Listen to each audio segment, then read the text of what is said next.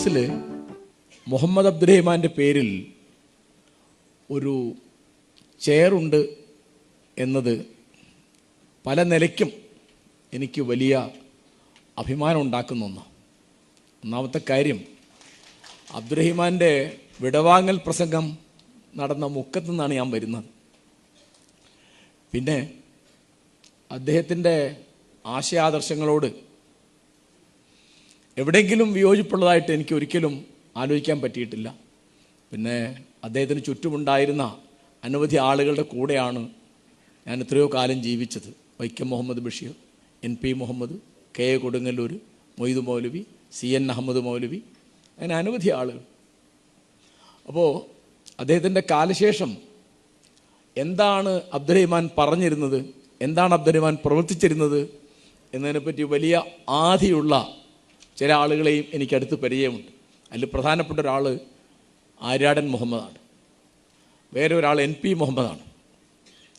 അപ്പോൾ പിന്നെ നമ്മുടെ ഹരിദാസേട്ടൻ. അപ്പോൾ അദ്ദേഹമാണ് എന്നോട് ആദ്യം വിളിച്ചിട്ട് ഇങ്ങനെ കാര്യം പറഞ്ഞു. ഇപ്പോൾ ആര്യാടൻ്റെ പുത്രൻ ശ്രീ ഷൗക്കത്ത് ഇതിനൊരു സജീവ പോരാളിയായിട്ട് രംഗത്തുണ്ട് എന്നുള്ളത് തീർച്ചയായിട്ടും ഒരു സന്തോഷകരമായ കാര്യമാണ്. കാരണം ഇതൊക്കെ അപ്രിയമായ കാര്യങ്ങളാണ് ഈ പറയുന്നതൊക്കെ. രാമായണത്തിലും മഹാഭാരതത്തിലും ഒരുപോലെ കണ്ട ഒരു വാക്യമാണ്, അപ്രിയവും പഥ്യവുമായ വാക്ക് പറയാനും കേൾക്കാനും ആൾ കുറയും. എങ്ങനെ? അപ്രിയവും പഥ്യവുമായ വാക്ക് പറയാനും കേൾക്കാനും ആൾ കുറയും. അപ്രിയസ്യ പഥ്യസ്യ വക്ത ശ്രോത ച ദുർലഭ. അപ്പോൾ വർഗീയതയ്ക്കെതിരായിട്ട് സംസാരിക്കുക എന്നുള്ളത് വളരെ വിഷമം പിടിച്ചൊരു പണിയാണ്. അബ്ദുറഹിമാൻ്റെ ജീവിതത്തിലുണ്ടായിരുന്ന പ്രധാനപ്പെട്ട ഒരു പ്രശ്നം, അദ്ദേഹം പാർട്ടിക്കകത്ത് ഒരു സാമുദായികവാദിയായും പാർട്ടിക്ക് പുറത്തൊരു സമുദായ വഞ്ചകനായിട്ടും ഒരുപോലെ ജീവിതകാലം മുഴുവൻ അറിയപ്പെട്ടു എന്നുള്ളതാണ്. കോൺഗ്രസിനകത്ത് എന്താണ്, അബ്ദുറഹിമാൻ ഒരു സാമുദായികവാദിയാന്ന് പറയും, സമുദായത്തെ പുറത്ത് അദ്ദേഹം സമുദായ വഞ്ചനാന്ന് പറയും, തീർന്നു. അങ്ങനെ ഒറ്റയ്ക്ക് ജീവിച്ച ഒരാളാണ് അബ്ദുറഹിമാൻ. അപ്പോൾ ഞാൻ ഈ സഭയിൽ പറയാൻ ഉദ്ദേശിക്കുന്ന പ്രധാനപ്പെട്ട ഒരു കാര്യം, ഗാന്ധിക്കും നെഹ്റുവിനും നേതാജി ബോസിനും അബുൽ കലാം ആസാദിനും മൗലാന മുഹമ്മദ് അലിക്കും ഷൗക്കത്ത് അലിക്കൊക്കെ നേരിട്ട് അറിയുന്ന ഒരാളാണ് അബ്ദുറഹിമാൻ. നമ്മൾ വിചാരിക്കും ഇവിടെ കൊടുങ്ങല്ലൂർ ജനിച്ചു, മലബാറിൽ. അങ്ങനെയല്ല. അബ്ദുറഹിമാൻ്റെ മരണശേഷം 45-ലാണ് മൊയ്തു മൗലവി മദിരാശിയിൽ വെച്ച് ഗാന്ധിയെ കണ്ടിരുന്നു. കണ്ടപ്പോൾ ആദ്യം ഗാന്ധി പറഞ്ഞത്, മൗലവിയെ കണ്ട ഉടനെ പറഞ്ഞത്, എന്തൊരു കഷ്ടമായിപ്പോയി അബ്ദുറഹിമാൻ്റെ മരണം, എന്തൊരു ധീരനായ സേനാനിയായിരുന്നു. അപ്പോൾ ധീരനായ സേനാനി എന്നാരാ പറയുന്നത്? മനുഷ്യവംശത്തിലെ തന്നെ 10 ധീരന്മാരെ എടുത്താൽ അതിലൊരാളുടെ പേരാ ഗാന്ധി. ആ ഗാന്ധിയാണ് പറയുന്നത്. എന്നോടിത് പറഞ്ഞത് ആ കൂടുതലുണ്ടായിരുന്ന PP ഉമ്മർകോയ. അദ്ദേഹം അവിടെ പഠിക്കുന്ന വിദ്യാർത്ഥിയാണ്. മൗലവിക്ക് ഇംഗ്ലീഷ് അത്ര പരിചയമില്ലാത്തതുകൊണ്ട് ഉമ്മർകോയെ കൂട്ടിയിട്ട് പോയതാണ്. അപ്പോൾ നമ്മൾ ആലോചിക്കുന്നത് ടോളറൻസിനെ പറ്റിയാണ്, സഹിഷ്ണുതയെ പറ്റിയാണ്. ഞാൻ അബ്ദുറഹിമാൻ്റെ സഹിഷ്ണുതയുടെ ഒരു ഉദാഹരണം പറയാം. 1936 K ദാമോദരൻ കമ്മ്യൂണിസ്റ്റ് മാനിഫെസ്റ്റോ പരിഭാഷപ്പെടുത്തി. ഇപ്പോൾ K ദാമോദരൻ വരെ ഒന്നിച്ചുണ്ട്. ഇപ്പോൾ കോൺഗ്രസ് സോഷ്യലിസ്റ്റ് പാർട്ടിയിലാണ് ഇവരൊക്കെ ഉള്ളത്. അബ്ദുറഹിമാൻ കമ്മ്യൂണിസ്റ്റ് അല്ല, കമ്മ്യൂണിസ്റ്റ് വിരുദ്ധനുമാണ്. കമ്മ്യൂണിസ്റ്റ് മാനിഫെസ്റ്റോ പരിഭാഷപ്പെടുത്തിയിട്ട് അത് അച്ചടിക്കാൻ എത്ര പണം കൊടുത്താലും അച്ചടിക്കാൻ ഒരു പ്രസ്സുകാരൻ തയ്യാറായില്ല. അപ്പോൾ അബ്ദുറഹിമാൻ അവിടെ പ്രസ്സുണ്ട്, അൽ അമീൻ, 1924 സ്ഥാപിച്ചത്. അപ്പോൾ വേറെന്തോ കാര്യത്തിന് ദാമോദരൻ കാണാൻ വന്നപ്പോൾ മുഹമ്മദ് അബ്ദുറഹിമാൻ ചോദിച്ചു, ദാമോദര, നിങ്ങളിങ്ങനെ ഒരു കമ്മ്യൂണിസ്റ്റ് മാനിഫെസ്റ്റോ പരിഭാഷപ്പെടുത്തി അച്ചടിക്കാൻ പ്രസ്സുകാരും കൂട്ടാക്കിയില്ല എന്ന് ഞാൻ കേട്ടത് ശരിയാണോ? ശരിയാണ്. എന്നാൽ അത് ഇവിടെ അച്ചടിക്കും, ആ അച്ചടിക്കൂലി ഞാൻ കൊടുത്തേക്കെന്ന് പറഞ്ഞു. ദാമോദരൻ ഒരിക്കലും പ്രതീക്ഷിച്ചില്ല അത്. താൻ കമ്മ്യൂണിസ്റ്റ് വിരുദ്ധനാണെങ്കിലും കമ്മ്യൂണിസ്റ്റ് പാർട്ടിക്ക് വേണ്ട ഒരു പുസ്തകം അച്ചടിക്കാനുള്ള സൗകര്യം ഇവിടെ ഇല്ല. ബ്രിട്ടീഷുകാരെ പേടിച്ചിട്ട് അതിന് ആളുകൾ തയ്യാറാവുന്നില്ല എന്നൊരവസ്ഥ തൻ്റെ നാട്ടിൽ വരാൻ പാടില്ല എന്ന് വെച്ചിട്ടാണ് അബ്ദുറഹ്മാൻ ചെയ്തത്. ഇതാരും അറിഞ്ഞില്ല. ഇതറിഞ്ഞത് 45 നവംബർ 24 കോഴിക്കോട് മുതലക്കുളത്ത് അബ്ദുറഹ്മാൻ്റെ അനുശോചന യോഗത്തിൽ കരഞ്ഞുകൊണ്ട് കെ ദാമോദരൻ ഇത് പറയുമ്പോഴാണ് നാട്ടുകാരത് അറിയുന്നത്. അത്രയധികം സഹിഷ്ണുതയുള്ള ഒരാളാണ് അബ്ദുറഹ്മാൻ. അപ്പോൾ അവരൊക്കെ പ്രവർത്തിച്ച കാലത്ത് നമ്മളിന്ന് പറയുന്ന സെക്കുലറിസം എന്നുള്ളൊരു വാക്കിന് ഇന്ത്യയിൽ വലിയ പ്രചാരമില്ല. ആ വാക്ക് കണ്ടുപിടിച്ചത് ചരിത്രത്തിൽ മതേതരത്വത്തിൻ്റെ പിതാവ് എന്നറിയപ്പെടുന്ന ബ്രിട്ടീഷ് ചിന്തകൻ ജോർജ് ഹോളിയോക്കാണ്. അദ്ദേഹം 1906 മരിച്ചുപോയി. 1851 ആ വാക്ക് കണ്ടുപിടിക്കുന്നത്. ഇവിടേക്ക് ആ വാക്കില്ല. ഗാന്ധി ആ വാക്ക് ഉപയോഗിക്കുന്നേ ഇല്ല. ഗാന്ധി എന്താ പറയുന്നത്? ഗാന്ധി പറയുന്നത് സർവധർമ്മ സമഭാവം എന്നാണ്. നെഹ്റുവും അബുൽ കലാം ആസാദും ഒക്കെ അതിന് പറയുന്ന പ്രധാനപ്പെട്ട വാക്ക് നാഷണാലിസം എന്നാണ്, ദേശീയത. അപ്പോൾ ജവഹർലാൽ നെഹ്റു ഏത് തരത്തിലുള്ള ഒരു രാഷ്ട്രം, ഒരു ലോകം, ഒരു സമൂഹം സ്വപ്നം കണ്ടു എന്നുള്ളത് ഇന്ന് വളരെ പ്രധാനമാണ്. നെഹ്റു ആണെങ്കിൽ ചരിത്രം സൃഷ്ടിച്ച ആൾ മാത്രമല്ല, ചരിത്രം എഴുതിയ ആളുമാണ്. അദ്ദേഹം സ്വന്തം കഥ എഴുതി, ആത്മകഥ. തൻ്റെ നാടിൻ്റെ ചരിത്രം എഴുതി, ഇന്ത്യയെ കണ്ടെത്തൽ. ലോകത്തിന് ചരിത്രം എഴുതി, വിചരിത്രാവലോകനം. അങ്ങനെ എന്താണ് ചരിത്രം എന്നുള്ളതിനെ വളരെ കൃത്യമായ കാഴ്ചപ്പാടുള്ള ഒരാളാണ് നെഹ്റു. അപ്പോൾ മതത്തെപ്പറ്റി അദ്ദേഹം എന്താ വിചാരിക്കുന്നത്? ആത്മകഥയിലെ ഒരധ്യായത്തിൻ്റെ പേര് മതം എന്നാണ്. അദ്ദേഹം സാമാന്യമായി ആളുകൾക്ക് അറിയുന്ന പോലെ ഒരു കാശ്മീരി ബ്രാഹ്മണ സമ്പന്ന കുടുംബത്തിൽ ജനിച്ച ആളാണ്. ചെറുപ്പത്തിൽ കുറച്ച് സംസ്കൃതം പഠിക്കുകയും അത്തരം ചടങ്ങുകളൊക്കെ ചെയ്യുകയും ചെയ്ത ആളാണ്. 15-ാമത്തെ വയസ്സിൽ നെഹ്റു ഇംഗ്ലണ്ടിലേക്ക് പോകും പഠിക്കാൻ വേണ്ടിയിട്ട്. അപ്പോൾ അദ്ദേഹം കാംബ്രിഡ്ജിലാണ് പഠിക്കുന്നത്. വലിയ വായനക്കാരനാണ്. ചെറുപ്പത്തിലെ തന്നെ മതകാര്യങ്ങൾ അദ്ദേഹത്തിന് താല്പര്യമില്ല. അദ്ദേഹത്തെ വളരെ സ്വാധീനിക്കുന്ന ഒരു ചിന്തകൻ ബർട്രൻഡ് റസ്സലാണ്. റസ്സല് യുക്തിചിന്തയും ശാസ്ത്രീയ ബോധമൊക്കെ ഉള്ള ആളാണ്. പക്ഷെ നിരീശ്വരവാദി അല്ല ബർട്രൻഡ് റസ്സൽ. റസ്സൽ എന്താണ്? റസ്സൽ അഗ്നോസ്റ്റിക് ആണ്. എന്ന് പറഞ്ഞാലോ, ആളുകൾ 3 തരത്തിലാണ്. ഒന്ന്, ദൈവമുണ്ട് എന്ന് പറയുന്ന ആസ്തികവാദികൾ. അവരാണ് ലോകത്ത് മഹാഭൂരിപക്ഷം. പിന്നെ ഒരു ന്യൂനപക്ഷം ആളുകൾ ദൈവമില്ല എന്ന് പറയുന്നു. അവരാണ് നാസ്തികവാദികൾ. കുറച്ച് ആളുകൾ, ന്യൂനപക്ഷം, ദൈവമുണ്ടോ ഇല്ലേ എന്നറിഞ്ഞുകൂടാ എന്ന് പറയും. അവരെ വിളിക്കുന്നത് അഗ്നോസ്റ്റിക് എന്നാണ്. മലയാളത്തിൽ അജ്ഞേയതാവാദി, സന്ദേഹവാദി എന്ന് പറയും. അപ്പം ഇത് ഒരു പ്രസ്ഥാനമായിട്ടില്ല, കാരണം ആളുണ്ടാവില്ല ഇതിന്. ഇതിലുള്ള ഇപ്പോൾ യുക്തിവാദികൾ ഇവരെ പറ്റി പറയുന്നത് നട്ടലില്ലാത്ത യുക്തിവാദികളാണ്, അജ്ഞേയതാവാദികളെ പറ്റി. അപ്പോൾ ഞാൻ പറഞ്ഞു, തീരെ നട്ടലില്ലാത്ത ഭീരുവായ ചുണയില്ലാത്ത ഒരാളുടെ പേര് ഞാൻ പറയാം. ആരാത്? ബുദ്ധനാണത്. ബുദ്ധനാണ് പറയുന്നത് ദൈവമുണ്ടോ എന്ന് ചോദിക്കുമ്പം എനിക്ക് അറിഞ്ഞുകൂടാ. വേറെ ഒരു സമയത്ത് അദ്ദേഹം പറയും, അപ്പോൾ ശിഷ്യന്മാർ ചോദിക്കുന്നു, എതിരാളികൾ ചോദിക്കുന്നു, വാദത്തിന് വരുന്ന ആൾ ചോദിക്കുന്നു, എന്തുകൊണ്ടാണ് അങ്ങ് ദൈവമുണ്ടോ ഇല്ലേ എന്ന് പറയാത്തത്? ബുദ്ധ പറയാണ്, നിങ്ങൾ ദൈവത്തെ പറ്റി പറയുന്നു. ഏത് ദൈവം? സർവജ്ഞനായിട്ട്, സർവവ്യാപിയായിട്ട്, സർവശക്തനായിട്ട്, ഭൂതവും ഭാവിയും വർത്തമാനവും എല്ലാം അറിയുന്നവനായിട്ടൊരു മഹാശക്തിയായിട്ട് ദൈവം ഉണ്ടെന്ന് പറയുന്നു. ആയിരിക്കാം, എനിക്ക് അറിഞ്ഞൂടെ എന്താ കാരണം. നിങ്ങൾ ആ പറഞ്ഞൊരു ദൈവം ഉണ്ടെങ്കിൽ അത് എൻ്റെ ഈ ചെറിയ തലയിൽ കൊള്ളില്ല. പിന്നെ അദ്ദേഹം പ്രശസ്തമായ രീതിയിൽ അത് വളരെ പ്രസിദ്ധമാണ് ആ വാക്യം. I am not worried about the mystery of God. I am worried about the misery of man. എൻ്റെ ആദി ദൈവത്തിൻ്റെ നിഗൂഢതയെ പറ്റിയല്ല, മനുഷ്യൻ്റെ ദുരിതത്തെ പറ്റിയാണ്. നെഹ്റു ഏറ്റവും ആദരിച്ചിരുന്ന ഒരാളാണ് ബുദ്ധൻ.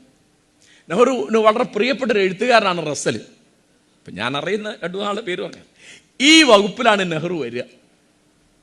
എന്താണ് അദ്ദേഹം അത് ആലോചിക്കുന്നേയില്ല. മനുഷ്യനെ ആലോചിക്കാൻ വേറെന്തൊക്കെ കാര്യമുണ്ട്. അല്ല, ഒരു നിലയ്ക്ക് ആലോചിച്ചാൽ ശരിയാട്ടോ. കാരണം ദൈവത്തെ പറ്റി ആലോചിച്ച് ബുദ്ധിമുട്ടാവേണ്ട ആവശ്യമില്ലല്ലോ. ഇവിടെ മനുഷ്യന്മാരുടെ കാര്യം തന്നെ ഒരുപാട് ആലോചിക്കാൻ.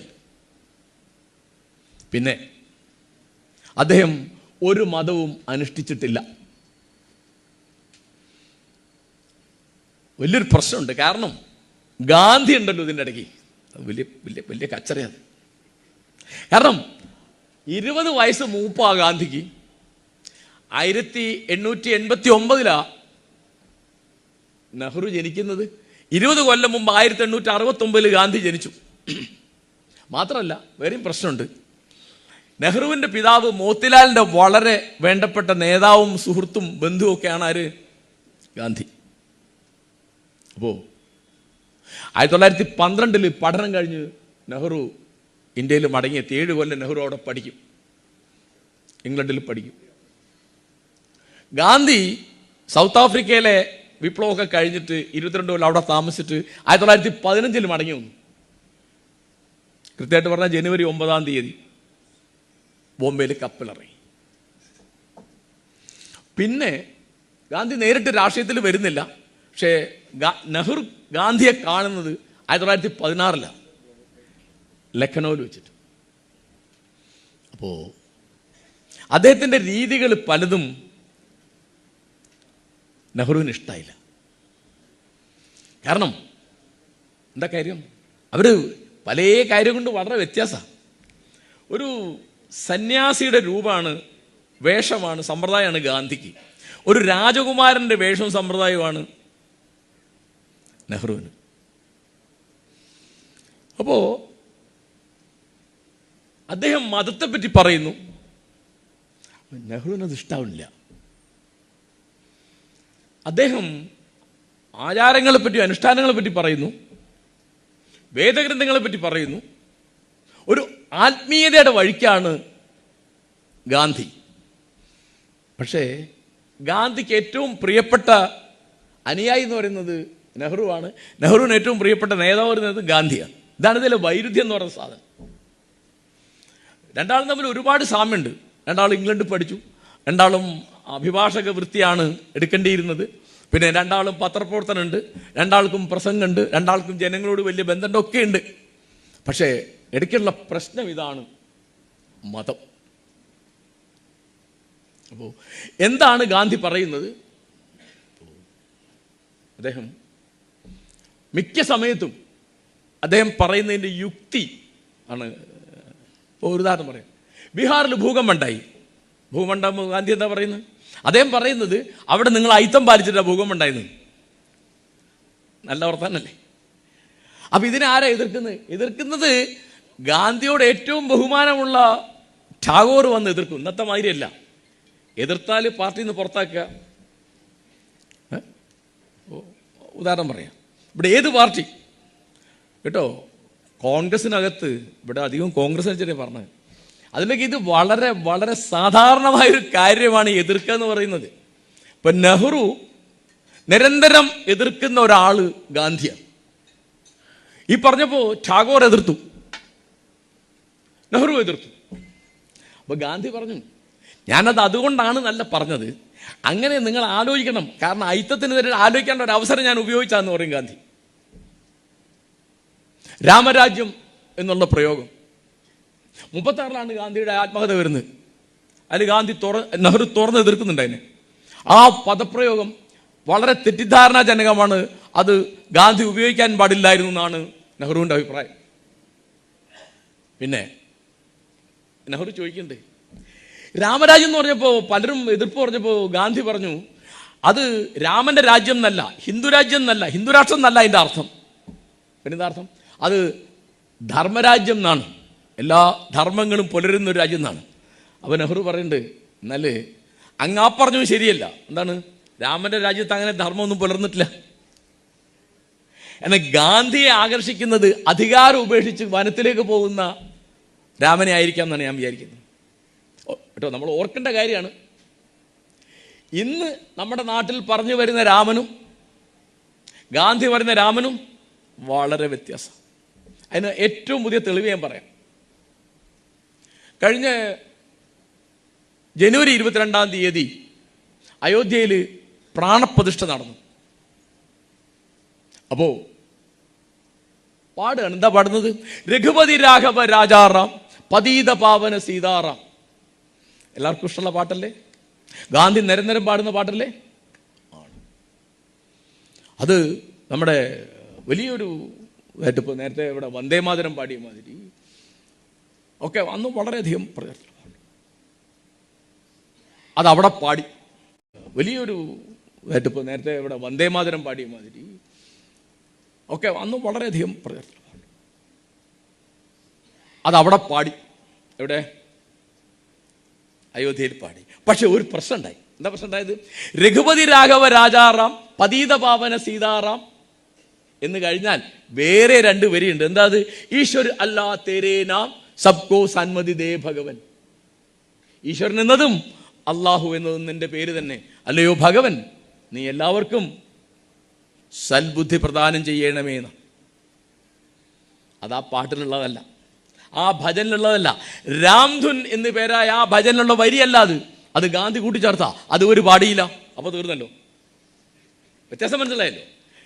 സംഘപരിവാർ പറയുന്ന രാമനും ഗാന്ധി പറയുന്ന രാമനും ഒന്നല്ല എന്ന് ഞാൻ പുതിയ കാര്യം പറയാണ്. അപ്പോൾ അന്ന് ഈ പ്രശ്നങ്ങളൊന്നുമില്ല. അപ്പോൾ ഗാന്ധി പാടുമ്പോൾ രാമൻ എല്ലാവരുടെയും ഒരു ആരാധനാമൂർത്തിയാണ്. എന്താണ് ആരാധന? ഗാന്ധിക്കാരുടെ ഗാന്ധി ഒരു മുതിർന്ന പിന്നെ ഒരു അമ്പലത്തിലും പോയിട്ട് ഗാന്ധി ഒരു പ്രതിഷ്ഠയും വണങ്ങിയിട്ടില്ല. ദൈവത്തോടൊന്നും ഗാന്ധി ചോദിച്ചിട്ടില്ല. ആകെ ചോദിച്ചത്, അല്ലയോ ഭഗവൻ അങ്ങ് എല്ലാവർക്കും സൽബുദ്ധി പ്രദാനം ചെയ്യണമെന്ന്. കാരണം ഒന്നും വേണ്ടാത്തൊരു സന്യാസിയാണ് ഗാന്ധി കേട്ടോ. അദ്ദേഹത്തിൻ്റെ ഫോട്ടോ ഒക്കെ ഈ നോട്ടിൽ അച്ചടിക്കുന്നതൊക്കെ വലിയ അന്യായമെന്നാണ് എൻ്റെ അഭിപ്രായം. 10 പൈസ കയ്യില്ലാത്ത ഒരാളുടെ ഫോട്ടോ ആണ് അച്ചടിക്കുക. വല്ല അദാനിയുടെ അമ്പനിയുടെ ഒക്കെ അച്ചടിക്കല്ലാണ്ടത്. ബാങ്ക് ബാലൻസ് ഉണ്ടായിരുന്നില്ല ഗാന്ധിക്ക് കേട്ടോ. ബാങ്ക് അക്കൗണ്ട് ഇല്ല എന്നിട്ടല്ലേ ബാങ്ക് ബാലൻസ്. പിന്നെ ബാങ്ക് അക്കൗണ്ട് ഇല്ലാത്തൊരുത്തൻ കോഴിക്കോട് ഉണ്ടായിരുന്നു. അയാളുടെ പേര് മുഹമ്മദ് അബ്ദുറഹ്മാൻ. അവിടെ പോയി നോക്കിയാൽ കാണാം. ഞാൻ 2 മാസം മുമ്പ് പോയിരുന്നു. 3 നില കെട്ടിടമാണ് അദ്ദേഹം ജനിച്ച വീട്. ഇപ്പോൾ ഒരു ഹരിദാസേട്ടൻ ചിരിക്കുന്നുണ്ട്. അത്ര സമ്പന്നമായൊരു കുടുംബത്തിൽ ജനിച്ചിട്ട് കുടുംബസ്വത്ത് വിറ്റിട്ട് നടത്തിയതാണ് ഈ അൽ അമീൻ 1924. EMSന്റെ കുടുംബസ്വത്ത് വിറ്റാണ് ദേശാഭിമാനി ഉണ്ടാക്കിയെന്ന് എല്ലാവർക്കും അറിയാം. ഇത് ആളുകൾക്ക് അറിഞ്ഞൂടാ. കാരണം അബ്ദുറഹ്മാൻ ഇത് പറയുന്ന പണിയില്ല. ഇത് പറയാൻ അബ്ദുറഹ്മാൻ പിന്നെ കൂട്ടുകുടുംബം ഏർപ്പാടൊന്നും ഇല്ല കേട്ടോ. അപ്പോൾ ഈ തരത്തിൽ മതം എങ്ങനെയാണ് ഗാന്ധി ഇപ്പം ഗാന്ധി പറയുന്ന മതവും നമ്മൾ പറയുന്ന മതവും രണ്ടാണ്. അത് ആദ്യം മനസ്സിലാക്കേണ്ട കാര്യം. അത് ആദ്യം വരുമ്പോൾ ഞാൻ പറഞ്ഞ കാര്യം നെഹ്റുവിൻ്റെ ജനാധിപത്യ രീതിയെ പറ്റിയാണ് ഞാൻ പറയുന്നത്. അദ്ദേഹം തനിക്ക് ഏറ്റവും പ്രിയപ്പെട്ട, ഇപ്പോൾ ഒരു ഉദാഹരണം പറഞ്ഞാൽ 1919 സിവിൽ ഡിസൊബീഡിയൻസ് വരുന്നു. സിവിൽ ആജ്ഞാലംഘനം ഗാന്ധിയുടെ ഇതാണ്. റൗളത്ത് ആക്ട് വന്നിട്ട് വരുന്നൊരു സമര രീതിയാണ്. അപ്പോൾ അതിൽ പങ്കെടുക്കണമെന്ന് യുവാവായ നെഹ്റുവിന് വലിയ കമ്പം തോന്നി. അപ്പം അദ്ദേഹത്തിൻ്റെ അച്ഛൻ മോത്തിലാൽ നെഹ്റുവിനും തീരെ ഇഷ്ടമായില്ല. അങ്ങനെയാണ്. അച്ഛനുമായിട്ടും പലപ്പോഴും അഭിപ്രായ വ്യത്യാസമുള്ള ആളാണ് നെഹ്റു. അതൊക്കെ അദ്ദേഹം ആത്മകഥയിൽ എഴുതുന്നുണ്ട്. അപ്പോൾ അച്ഛൻ പറഞ്ഞു, അതിന് നീ പോകാൻ പറ്റില്ല, പിന്നെ യാതൊരു കാരണവശാലും പോകാൻ പറ്റില്ല, കാരണം ജയിലിൽ ഒക്കെ അന്ന് വളരെയധികം പ്രചാരത്തിലാണ്. അതവിടെ പാടി, എവിടെ? അയോധ്യയിൽ പാടി. പക്ഷെ ഒരു പ്രശ്നം ഉണ്ടായി. എന്താ പ്രശ്നം ഉണ്ടായത്? രഘുപതി രാഘവ രാജാറാം പതീത പാവന സീതാറാം എന്ന് കഴിഞ്ഞാൽ വേറെ 2 വരിയുണ്ട്. എന്താ അത്? ഈശ്വർ അല്ലാ തേരേ നാം സബ്കോ സന്മതി ദേ ഭഗവൻ. ഈശ്വരൻ എന്നതും അള്ളാഹു എന്നതും നിന്റെ പേര് തന്നെ, അല്ലയോ ഭഗവൻ നീ എല്ലാവർക്കും സൽബുദ്ധി പ്രദാനം ചെയ്യണമേന്ന്. അത് ആ പാട്ടിലുള്ളതല്ല, ആ ഭജനിലുള്ളതല്ല. രാംധുൻ എന്ന് പേരായ ആ ഭജനിലുള്ള വരിയല്ല അത് ഗാന്ധി കൂട്ടിച്ചേർത്താ അത് ഒരു പാടിയില്ല. അപ്പോൾ തീർന്നല്ലോ. വ്യത്യാസം മനസ്സിലായല്ലോ. സംഘപരിവാർ പറയുന്ന രാമനും ഗാന്ധി പറയുന്ന രാമനും ഒന്നല്ല എന്ന് ഞാൻ പുതിയ കാര്യം പറയാണ്. അപ്പോൾ അന്ന് ഈ പ്രശ്നങ്ങളൊന്നുമില്ല. അപ്പോൾ ഗാന്ധി പാടുമ്പോൾ രാമൻ എല്ലാവരുടെയും ഒരു ആരാധനാമൂർത്തിയാണ്. എന്താണ് ആരാധന? ഗാന്ധിക്കാരുടെ ഗാന്ധി ഒരു മുതിർന്ന പിന്നെ ഒരു അമ്പലത്തിലും പോയിട്ട് ഗാന്ധി ഒരു പ്രതിഷ്ഠയും വണങ്ങിയിട്ടില്ല. ദൈവത്തോടൊന്നും ഗാന്ധി ചോദിച്ചിട്ടില്ല. ആകെ ചോദിച്ചത്, അല്ലയോ ഭഗവൻ, അങ്ങ് എല്ലാവർക്കും സൽബുദ്ധി പ്രദാനം ചെയ്യണമേ. കാരണം ഒന്നും വേണ്ടാത്തൊരു സന്യാസിയാണ് ഗാന്ധി കേട്ടോ. അദ്ദേഹത്തിൻ്റെ ഫോട്ടോ ഒക്കെ ഈ നോട്ടിൽ അച്ചടിക്കുന്നതൊക്കെ വലിയ അന്യായമെന്നാണ് എൻ്റെ അഭിപ്രായം. 10 പൈസ കയ്യില്ലാത്ത ഒരാളുടെ ഫോട്ടോ ആണ് അച്ചടിക്കുക. വല്ല അദാനിയുടെ അമ്പനിയുടെ ഒക്കെ അച്ചടിക്കല്ലാണ്ട്. ബാങ്ക് ബാലൻസ് ഉണ്ടായിരുന്നില്ല ഗാന്ധിക്ക് കേട്ടോ. ബാങ്ക് അക്കൗണ്ട് ഇല്ല എന്നിട്ടല്ലേ ബാങ്ക് ബാലൻസ്. പിന്നെ ബാങ്ക് അക്കൗണ്ട് ഇല്ലാത്തൊരുത്തൻ കോഴിക്കോട് ഉണ്ടായിരുന്നു. അയാളുടെ പേര് മുഹമ്മദ് അബ്ദുറഹ്മാൻ. അവിടെ പോയി നോക്കിയാൽ കാണാം. ഞാൻ 2 മാസം മുമ്പ് പോയിരുന്നു. 3 നില കെട്ടിടമാണ് അദ്ദേഹം ജനിച്ച വീട്. ഇപ്പോൾ ഒരു ഹരിദാസേട്ടൻ ചിരിക്കുന്നുണ്ട്. അത്ര സമ്പന്നമായൊരു കുടുംബത്തിൽ ജനിച്ചിട്ട് കുടുംബസ്വത്ത് വിറ്റിട്ട് നടത്തിയതാണ് ഈ അൽ അമീൻ 1924. EMS കുടുംബസ്വത്ത് വിറ്റാണ് ദേശാഭിമാനി ഉണ്ടാക്കിയത്. എല്ലാവർക്കും അറിയാം. ഇത് ആൾക്ക് അറിഞ്ഞൂടാ. കാരണം അബ്ദുറഹ്മാൻ ഇത് പറയുന്ന പണിയില്ല. ഇത് പറയാൻ അബ്ദുറഹ്മാൻ പിന്നെ കൂട്ടുകുടുംബ ഏർപ്പാടൊന്നും ഇല്ല കേട്ടോ. അപ്പോൾ ഈ തരത്തിൽ മതം എങ്ങനെയാണ് ഗാന്ധി ഇപ്പം ഗാന്ധി പറയുന്ന മതവും നമ്മൾ പറയുന്ന മതവും രണ്ടാണ്. അത് ആദ്യം മനസ്സിലാക്കേണ്ട കാര്യം. അത് ആദ്യം വരുമ്പോൾ ഞാൻ പറഞ്ഞ കാര്യം നെഹ്റുവിൻ്റെ ജനാധിപത്യ രീതിയെ പറ്റിയാണ് ഞാൻ പറയുന്നത്. അദ്ദേഹം തനിക്ക് ഏറ്റവും പ്രിയപ്പെട്ട, ഇപ്പോൾ ഒരു ഉദാഹരണം പറഞ്ഞാൽ 1919 സിവിൽ ഡിസൊബീഡിയൻസ് വരുന്നു. സിവിൽ ആജ്ഞാലംഘനം ഗാന്ധിയുടെ ഇതാണ്. റൗളത്ത് ആക്ട് വന്നിട്ട് വരുന്നൊരു സമര രീതിയാണ്. അപ്പം അതിൽ പങ്കെടുക്കണമെന്ന് യുവാവായ നെഹ്റുവിന് വലിയ കമ്പം തോന്നി. അപ്പം അദ്ദേഹത്തിൻ്റെ അച്ഛൻ മോത്തിലാൽ നെഹ്റുവിനും തീരെ ഇഷ്ടമായില്ല. അങ്ങനെയാണ്. അച്ഛനുമായിട്ടും പലപ്പോഴും അഭിപ്രായ വ്യത്യാസമുള്ള ആളാണ് നെഹ്റു. അതൊക്കെ അദ്ദേഹം ആത്മകഥയിൽ എഴുതുന്നുണ്ട്. അപ്പോൾ അച്ഛൻ പറഞ്ഞു, അതിന് നീ പോകാൻ പറ്റില്ല, പിന്നെ യാതൊരു കാരണവശാലും പോകാൻ പറ്റില്ല, കാരണം ജയിലിൽ കിടക്കണം, തല്ലുകൊള്ളണം, അങ്ങനെ പറ്റില്ല. അന്നത്തെ മോത്തിലാലാണ്. മോത്തിലാൽ പിന്നെ വളരെ മാറുന്നുണ്ട്. അപ്പോൾ എന്ത് ചെയ്തു? മോത്തിലാൽ ഗാന്ധിയോട് പറഞ്ഞു, എൻ്റെ മകനെ ഒന്ന് ഉപദേശിക്കണം, അതിനൊന്നും പോരുത്. അപ്പോൾ ഗാന്ധിയല്ലേ, ഗാന്ധി ജവഹർലാലിനോട് പറഞ്ഞു, നീ ഇപ്പം അതിനൊന്നും പോകണ്ട. അങ്ങനെയാണ് ആദ്യം അത് പോയില്ല. പിന്നീട് ഇതിലൊക്കെ പങ്കെടുക്കും. മോത്തിലാലിൻ്റെ പങ്കെടുക്കും. അവരെ ഒന്നിച്ച് ജയിലിൽ കിടക്കും. അച്ഛനും മകനും ഒന്നിച്ച് ജയിലിൽ കിടക്കും. അപ്പോൾ നെഹ്റുവിൻ്റെ രീതി എന്ന് പറയുന്നത് ഈ മട്ടിലാണ്. അദ്ദേഹം ഈ 17 കൊല്ലക്കാലം ഒരു മതത്തിലെയും ഒരു പുരോഹിതനെയും ഭരണത്തിൻ്റെ 7 അയലത്ത് നിൽക്കാൻ വിട്ടിട്ടില്ല. അങ്ങനെ പരിപാടിയില്ല. ഇപ്പോൾ നേരത്തെ ഹമീദ് സോമനാഥ ക്ഷേത്രത്തിൻ്റെ പുനരുദ്ധാരണത്തെ പറ്റി പറഞ്ഞു. അത് 47 തന്നെ അതിൻ്റെ ചർച്ച തുടങ്ങും. നെഹ്റു പറഞ്ഞു, അതൊന്നും ഒരു ഗവൺമെൻറ് ആലോചിക്കേണ്ട വിഷയമല്ല. അന്ന് ഗാന്ധിയുണ്ട്. അപ്പോൾ ഗാന്ധിയോട് ചോദിച്ചു. ഗാന്ധി പറഞ്ഞു, സോമനാഥ ക്ഷേത്രം പുതുക്കി പണിയണം. പക്ഷെ അത് സർക്കാരിൻ്റെ പണിയല്ല, അത് ഹിന്ദുമത വിശ്വാസികൾ അവരുടെ പൈസ എടുത്ത് അവരുടെ സമയം ചിലവാക്കി അവർ അത് പുതുക്കി പണിയാം. അത് ഒരു ഗവൺമെൻറ്റിന് ആലോചനാ വിഷയമേ അല്ല എന്ന് പറഞ്ഞു. അന്നും പട്ടേൽ കേട്ടില്ല. അങ്ങനെയാണ് പുനരുദ്ധരിച്ചിട്ട് പിന്നെ അതിൻ്റെ ഉദ്ഘാടനമൊക്കെ നടക്കുന്നത്. അപ്പോൾ എപ്പോഴും ഒരു ചെറിയ ഈ തരത്തിലുള്ള അസഹിഷ്ണുത കണ്ടാൽ നെഹ്റു വിടില്ല. ഇന്ത്യയെ കണ്ടെത്തൽ എന്നുള്ള മഹത്തായ പുസ്തകത്തിൽ കേട്ടോ 5.5 മാസം കൊണ്ടാണ് അഹമ്മദാബാദ് ഫോർട്ട് എന്ന് പറയുന്ന സ്ഥലത്തെ ജയിലിൽ നിന്നിരുന്നത് എഴുതുന്നത്. എനിക്ക് തോന്നുന്നില്ല ഇന്ത്യയിൽ ജീവിച്ചിരിക്കുന്ന ഏതെങ്കിലും ഒരു ഹിസ്റ്ററി പ്രൊഫസർ അവിടെ ആകെ റെഫറൻസ് ഉള്ള എന്താണ്? ജയിലിലെ ലൈബ്രറി മാത്രമാണ്. എന്തൊരു പുസ്തകമാണ് ഇന്ത്യയെ കണ്ടെത്തൽ. ഇപ്പോൾ ആലോചിച്ച് നോക്കൂ, നെഹ്റു എഴുന്നേറ്റ് നിൽക്കുമ്പോൾ ലോകം മുഴുവൻ ശ്രദ്ധിക്കും. എന്താ ശ്രദ്ധിക്കുന്നത്? ഏഷ്യയിൽ നിന്നൊരു നേതാവ് വന്നിരിക്കുന്നു. ആരാണ് അദ്ദേഹം? അദ്ദേഹം ഒരു സാർവലൗകികനാണ്, ഒരു ഇന്റർനാഷണൽ ഫിഗറാണ് നെഹ്റു.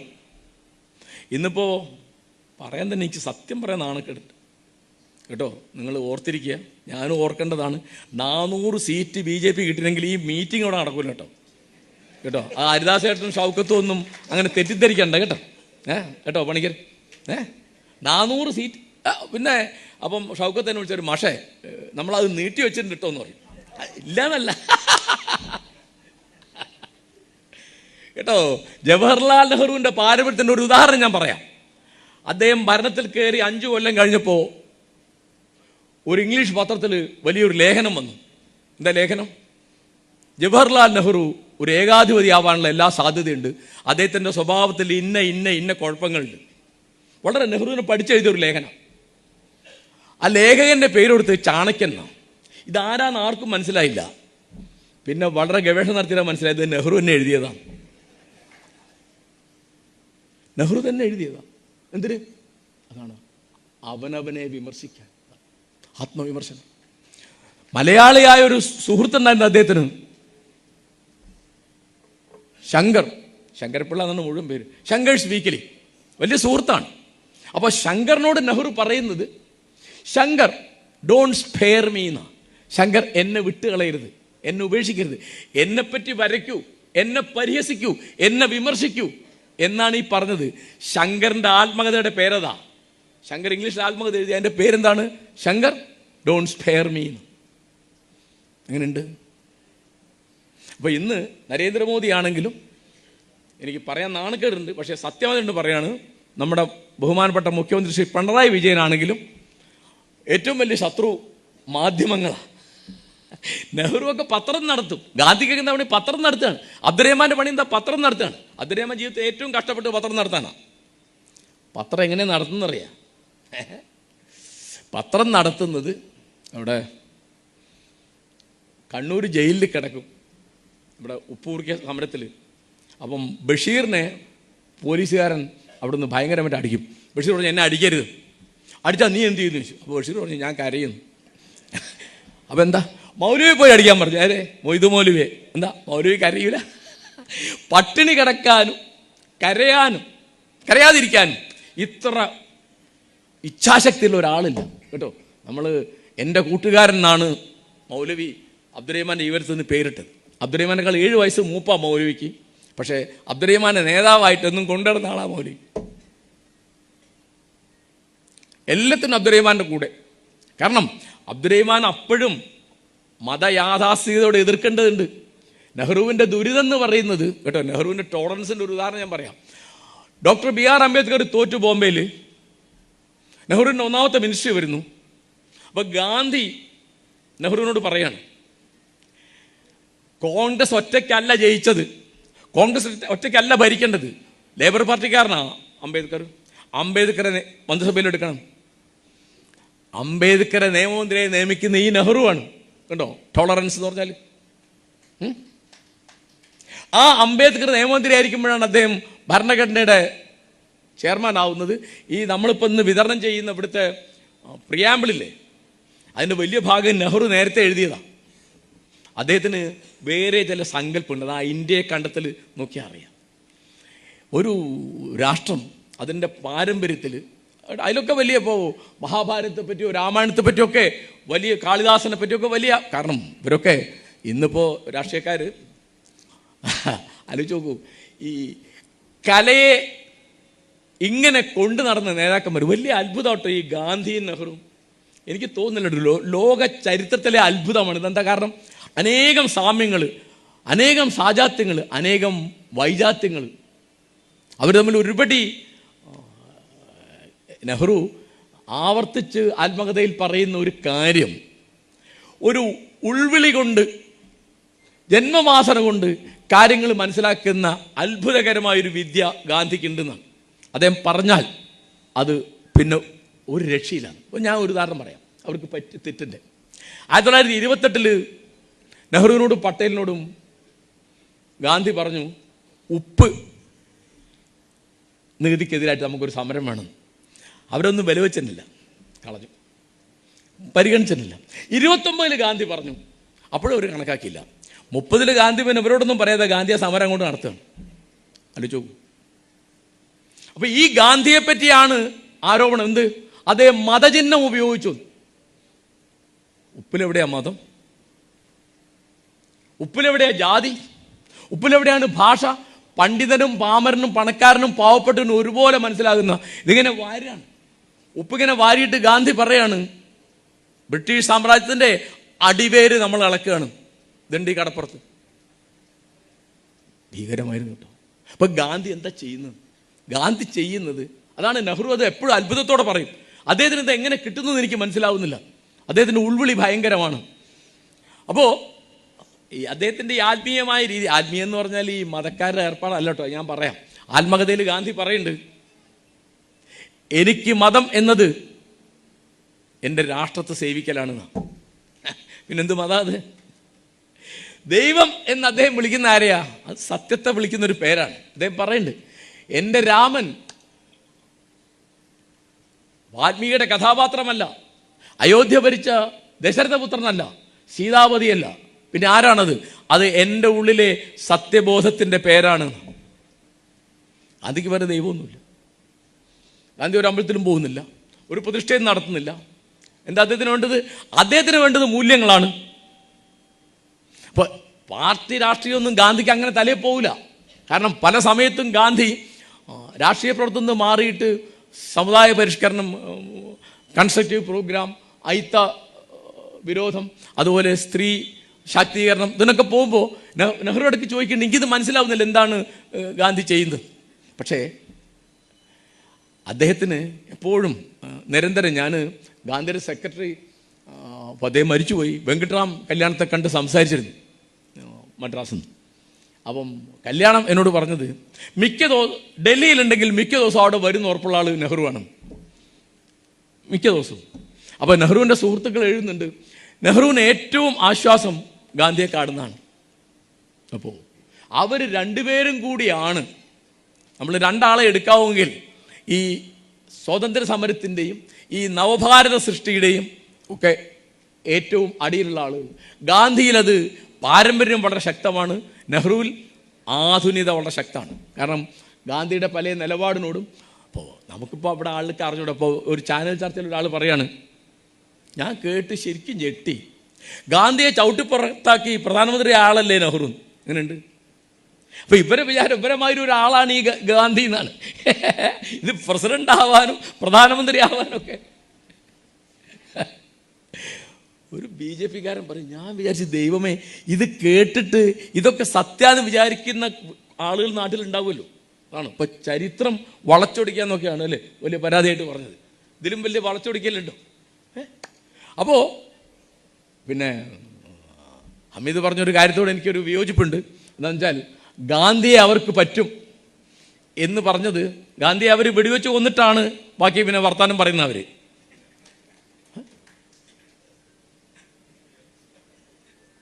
നഥുറാം ഗോഡ്സെ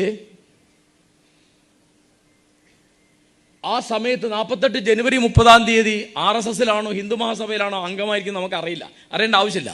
അദ്ദേഹം ഹിന്ദുരാഷ്ട്രവാദിയാണ്, ഹിന്ദുരാഷ്ട്ര പത്രത്തിൻ്റെ പത്രാധിപരാണ്. അദ്ദേഹം അത് നിഷേധിച്ചില്ല, ഞാൻ കൊന്നുള്ള അല്ല പറഞ്ഞാൽ. ഞാൻ എന്തുകൊണ്ട് ഗാന്ധിയെ കൊന്നു, അദ്ദേഹത്തിൻ്റെ പുസ്തകമുണ്ട്, why I assassinated Gandhi. Gandhi എന്നല്ല കേട്ടോ, ഗാന്ധിജി എന്ന് അതിൽ മുഴുവൻ പറഞ്ഞ ഗാന്ധിജി എന്നാ, വലിയ തമാശ. അദ്ദേഹം കോടതിയിൽ കൊടുക്കുന്ന മൊഴിയിലൊക്കെ പറയുന്ന വാക്ക് കേട്ടോ, വളരെ ബുദ്ധിമാനും പണ്ഡിതനും ചരിത്രം തിരിയുന്നവനൊക്കെ ആയ ഒരാളാണ് ഗോഡ്സെ. ഒരു വെറും വെടിവെപ്പുകാരൻ മാത്രമല്ല. ആ പുസ്തകമായിട്ട് ഗോപാൽ ഗോഡ്സെ പ്രസിദ്ധീകരിച്ചിട്ടുണ്ട്. അതിൽ ഉപയോഗിച്ച വാക്ക് മുഴുവൻ ഗാന്ധിജി എന്നാണ്. ഞാൻ അത്ഭുതപ്പെട്ടു പോയി കേട്ടിട്ട്. അദ്ദേഹം വെടിവെക്കുന്നതിന് മുമ്പ് ഗാന്ധിയെ നമസ്കരിച്ചിട്ടാണ് വെടിവെക്കുന്നത് കേട്ടോ. അതിൽ അദ്ദേഹം പറയാണ്, എൻ്റെ രാഷ്ട്രത്തിന് വേണ്ടി ചെയ്ത എല്ലാ നന്മകളുടെയും സേവനങ്ങളുടെയും പേരിൽ ഞാൻ ഗാന്ധിജിയെ നമസ്കരിച്ചു, അത് കഴിഞ്ഞ് വെടിവെച്ച് കൊന്നു. എന്തിനാ വെടിവെച്ച് കൊന്നതെന്ന് എൻ്റെ ഓർമ്മ ശരിയാണ്, 105 കാരണം പറയുന്നുണ്ട്. അതിലൊരു പ്രധാന കാരണം ഹിന്ദു രാഷ്ട്ര നിർമ്മിതിക്ക് എതിരായി നിന്നു എന്നുള്ളതാണ്. അപ്പോൾ നെഹ്റുവിനാണിത് മനസ്സിലാവുന്നില്ല, പറഞ്ഞല്ലോ അദ്ദേഹത്തിന്. അപ്പോൾ ഇത്തരത്തിലുള്ള എന്ത് അസഹിഷ്ണുത കണ്ടാലും നെഹ്റു വിടില്ല. മുഹമ്മദ് ഇക്ബാൽ മഹാപണ്ഡിതനല്ലേ, വലിയ കവിയല്ലേ, ചിന്തകനല്ലേ, ഒക്കെയാണ്. അദ്ദേഹം മുസ്ലിം ലീഗിൻ്റെ പ്രസിഡൻ്റായിരുന്നു 1935. 1936 ആ സ്ഥാനത്ത് വന്നത് മുഹമ്മദ് സഫറുല്ല ഖാൻ. സഫറുല്ല ഖാൻ പിന്നീട് പാകിസ്ഥാനിൽ ആയപ്പോൾ ലോക കോടതി ചെയർമാനൊക്കെ ആയിരുന്നാണ്, വലിയ പണ്ഡിതനാണ്, എഴുത്തുകാരനാണ്, ധാരാളം പുസ്തകങ്ങളുണ്ട്. സഫറുല്ല ഖാൻ അഹമ്മദി വിഭാഗത്തിൽപ്പെട്ട ആളാണ്. അപ്പോൾ അഹമ്മദി വിഭാഗത്തിൽപ്പെട്ട ഒരാൾ മുസ്ലിം ലീഗിൻ്റെ പ്രസിഡന്റ് ആയത് ശരിയായില്ല എന്ന് ഇക്ബാൽ ലേഖനം എഴുതി. ആ ലേഖനം കണ്ടിട്ട് നെഹ്റു ഒരു എതിർ ലേഖനം എഴുതി. അപ്പോൾ നെഹ്റു ഇന്ത്യ കണ്ടത്തിൽ പറയുന്നുണ്ട്, ഞാനത് എഴുതാൻ കാരണം അത് പറഞ്ഞത് മുഹമ്മദ് ഇക്ബാൽ ആയതുകൊണ്ടാണ്, വേറെ ആളെ ഞാൻ വിട്ടുകളയും. മുഹമ്മദ് ഇക്ബാലിനെ പോലെ എത്ര വലിയൊരു മനുഷ്യൻ ഒരാൾ അഹമ്മദിയാണോ മുഹമ്മദിയാണോ എന്നൊക്കെ വെച്ചിട്ടാണോ അഭിപ്രായം പറയുക? അദ്ദേഹത്തിന് പ്രസിഡന്റ് ആവാൻ ആൾ തിരഞ്ഞെടുത്തു, അദ്ദേഹം പ്രസിഡന്റായി. അതിൽ ഇയാൾക്ക് എന്താ പറയാൻ, ഇങ്ങനെയൊക്കെ പറയാൻ പാടുമെന്ന് വെച്ചിട്ട് എഴുതി. അതൊന്നും നെഹ്റു അതൊന്നും ആ തരത്തിലുള്ള അസഹിഷ്ണുത, ആ തരത്തിലുള്ള ഇൻടോളറൻസ്, ആ തരത്തിലുള്ള കയ്പ് വെറുപ്പ് അങ്ങനെ സമ്മതിക്കുന്ന ഒരാളല്ല. അപ്പോൾ ഹിന്ദു കോഡ് ബില്ലിൻ്റെ കാര്യത്തിൽ അദ്ദേഹത്തിന് അവർ അംബേദ്കറിന് ഉണ്ടായിരുന്നു യൂണിഫോം സിവിൽ കോഡ് വരണം. അപ്പോൾ അവരെന്ത് ചെയ്തു, അത് മാർഗനിർദ്ദേശക തത്വങ്ങളിൽ ഉൾപ്പെടുത്തി നെഹ്റു അംബേദ്കർക്ക് കൂടിയിട്ട്. പിന്നെ അതിൽ നമ്മൾ ഓർക്കേണ്ട കാര്യം കേട്ടോ, നെഹ്റുവിൻ്റെ എന്ത് കാര്യം പറയുമ്പോഴും അതിലുള്ള ഒരു പ്രധാനപ്പെട്ട ഒരാൾ വി കെ കൃഷ്ണമേനോനാണ്. അപ്പോൾ ഈ പ്രിയാമ്പിൾ എഴുതാൻ നെഹ്റുവിനെ സഹായിക്കുന്ന ഒരാൾ, ആദ്യം നെഹ്റുവിൻ്റെ ഫസ്റ്റ് ഡ്രാഫ്റ്റ് ഉണ്ടാക്കാൻ സഹായിക്കുന്ന ഒരാൾ കൃഷ്ണമേനോനാണ്. പിന്നെ നെഹ്റുവിൻ്റെ പ്രധാനപ്പെട്ട ഒരു നയമായിട്ട് വരുന്നതാണ് ചേരിചേരാ നയം. അപ്പോൾ വിദേശ രാജ്യങ്ങളിൽ അദ്ദേഹത്തിനുള്ള വലിയ ബഹുമതി എന്താണെന്ന് വിചാരിച്ചാൽ, അദ്ദേഹം ഒരു ലോകം മുഴുവൻ നിറഞ്ഞേക്കുന്ന, ലോകത്തെ മുഴുവൻ മനസ്സിൽ കൊണ്ടു നടക്കുന്ന ഒരു മനുഷ്യനാണ് എന്നുള്ളൊരു വലുപ്പം നെഹ്റുവിനുണ്ട്. ഒന്നാം തരം ഭാഷ, അലങ്കാര സമൃദ്ധമായിട്ട് കണ്ടില്ല, അദ്ദേഹത്തിൻ്റെ വേഷം കണ്ടില്ല, ഇങ്ങനെ ഒരു ചുവന്ന റോസാപ്പൂവൊക്കെ കുത്തി മഹാസുന്ദരനായ തൊപ്പിയൊക്കെ വെച്ച്, അതുപോലെ അദ്ദേഹത്തിൻ്റെ ഇപ്പോൾ ഗംഗയെ പറ്റിയൊക്കെ പറയുമ്പോൾ വില്ലൻ ടെസ്റ്റമെൻറ്റിലൊക്കെ ആണെങ്കിലും ഒക്കെ ആ അലങ്കാര സമൃദ്ധമായിട്ടാണ്. ഗാന്ധി നേർ വിപരീത, ഒരു അലങ്കാരമില്ല. കൽപ്പറ്റ നാരായണൻ്റെ ഒരു കവിതയെ പറയുന്നുണ്ട്, ഗാന്ധിയെ വരയ്ക്കാൻ എളുപ്പമാണ്, അലങ്കാരങ്ങളൊക്കെ അഴിച്ചു കളഞ്ഞാൽ ഗാന്ധിയായി. അഴിച്ചു കളഞ്ഞ അലങ്കാര സമൃദ്ധമായിട്ടാണ് നെഹ്റു. രണ്ട് രൂപമാണ്. കെ പി കേശവനോൻ ജവഹർലാൽ നെഹ്റു എന്നുള്ള പുസ്തകത്തിൽ പറയുന്നുണ്ട്, അവർ തമ്മിലുള്ള ബന്ധം എന്താണ്? അച്ഛനും മകനും തമ്മിലുള്ള ബന്ധമാണോ, അതോ ഗുരുവും ശിഷ്യനും തമ്മിലുള്ള ബന്ധമാണോ, അതോ നേതാവും അനുയായും തമ്മിലുള്ള ബന്ധമാണോ? അത് കൃത്യമായിട്ട് എനിക്ക് പറയാൻ പറ്റുന്നില്ല. ഇവരെ രണ്ടാളെയും പരിചയം ഉണ്ടായിരുന്ന ആളാട്ടോ കേശവമേനോൻ. ഇന്നിപ്പോൾ കോൺഗ്രസ്സുകാർ മറന്നുപോയി കെ പി കേശവൻ എന്നൊക്കെ ആരാ ഓർക്കുന്നത്? അപ്പോൾ അദ്ദേഹം പറഞ്ഞൊരു കാര്യം, ബുദ്ധനാണ് ഗാന്ധി, അശോക ചക്രവർത്തിയാണ് നെഹ്റു എന്നാണ് എന്ന് പഠിക്കുക.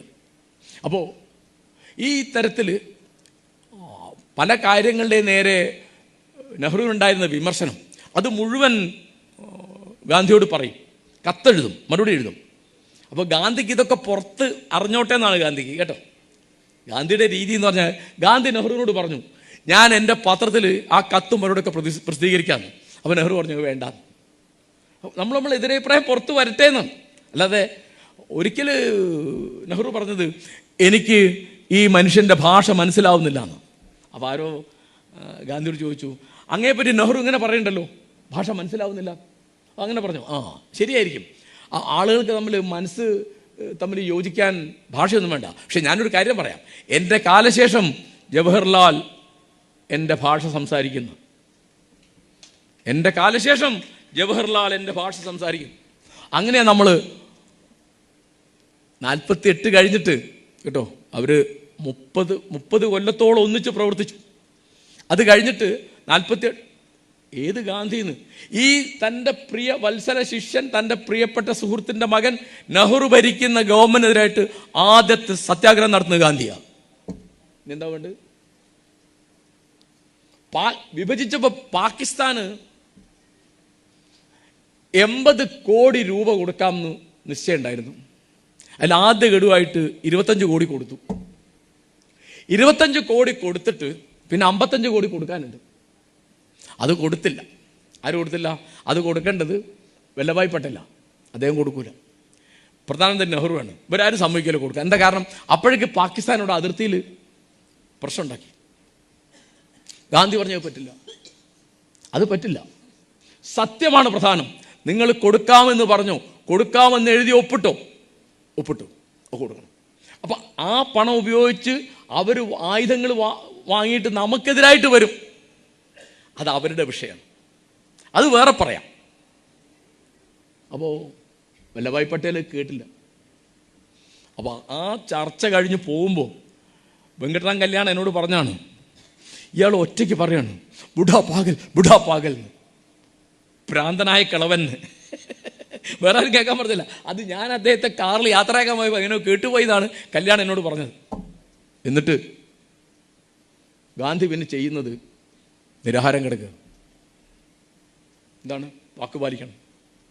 അപ്പോൾ അടിച്ചു നോക്കൂ, ഗാന്ധിയുടെ ആ രീതി സ്വന്തം ഗവൺമെന്റിനെതിരായിട്ട് ആ നിരാഹാരം കിടന്ന് ആ പണം കൊടുത്തതാണ് ഒരു കൊലപാതകത്തിന് കാരണമായിട്ട് നഥുറാം ഗോഡ്സെ എഴുതിയത്. അപ്പോൾ സത്യമാണ് പ്രധാനം. ഗാന്ധി പറയുന്നുണ്ട്, സത്യമാണോ സ്വാതന്ത്ര്യമാണോ പ്രധാനം എന്ന് എന്നോട് ചോദിച്ചാൽ അത് സത്യമാണെന്ന് ഞാൻ പറയുന്നു. എന്താ കാരണം? ഈ സത്യമില്ലെങ്കിൽ ഈ സ്വാതന്ത്ര്യം നിലനിൽക്കൂല. ഇപ്പം എന്താ സ്ഥിതി? ഇപ്പോൾ നിങ്ങൾ ആലോചിച്ച് നോക്കൂ, ഈ പത്രങ്ങളിലും ടെലിവിഷനിലും റേഡിയോയിലും ഒക്കെ നമ്മൾ കേൾക്കുന്ന നമ്മുടെ നേതാക്കന്മാരിൽ മഹാഭൂരിപക്ഷത്തിൻ്റെയും വാക്കുകളൊക്കെ പച്ചക്കളവാന്ന് നിങ്ങൾക്ക് അറിഞ്ഞൂടെ? ആലോചിച്ച് നോക്കൂ, കളവ് പറയാണ്. ആര്? നമ്മുടെ മുഖ്യമന്ത്രി. ആര് കളവ് പറയുന്നു? നമ്മുടെ പ്രധാനമന്ത്രി. എനിക്കെന്തൊരു നാണക്കേടാ നിങ്ങൾ ആലോചിച്ച് നോക്കൂ. അപ്പം നിങ്ങൾ ഈ 17 കൊല്ലത്തെ നെഹ്റുവിൻ്റെ വാക്കും പ്രവൃത്തിയും, അദ്ദേഹം ഇന്ത്യക്കകത്തും പുറത്ത് നടത്തിയ ഒരു പ്രവൃത്തിയും ഇന്ത്യക്കാരന് അഭിമാനിക്കാനല്ലാതെ ഒന്നുമില്ല അതിനകത്ത്. അദ്ദേഹത്തിൻ്റെ പ്രസംഗമാവട്ടെ, നിലപാടാവട്ടെ. ഇപ്പോൾ അവിടെ ചേരിചേരാന്നായെന്ന് പറയും. 48-ലാണെന്ന് എൻ്റെ ഓർമ്മ. ഈജിപ്തിൽ Jamal Abdul Nasser Suez Canal ദേശസാൽക്കരിക്കും. വലിയ ശാക്തിക ചേരികളോടാണ് അബ്ദുൽ നാസർ നേരിടാൻ പോകുന്നത്. നെഹ്റു അതിന് പിന്തുണ കൊടുക്കും. ലോകത്തെവിടെയുള്ള വിമോചന പ്രസ്ഥാനമുണ്ട് അതിന് മുഴുവൻ പിന്തുണ കൊടുക്കും. അദ്ദേഹം ഒരിക്കലും ഇസ്രായേലിനെ അംഗീകരിച്ചില്ല. ഇസ്രായേലിന്റെ സൃഷ്ടിയെപ്പറ്റി യാതൊരു താല്പര്യമില്ലാതിരുന്ന ഒരാളാണ് ഗാന്ധി.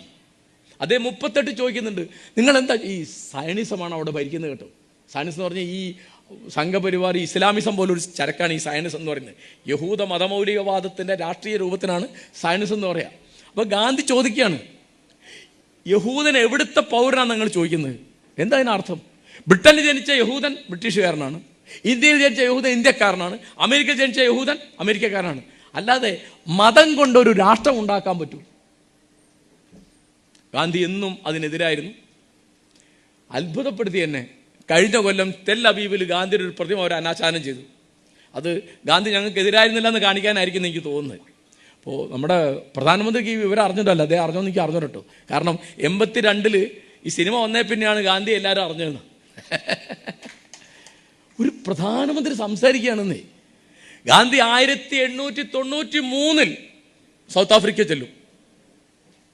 വിവേകാനന്ദൻ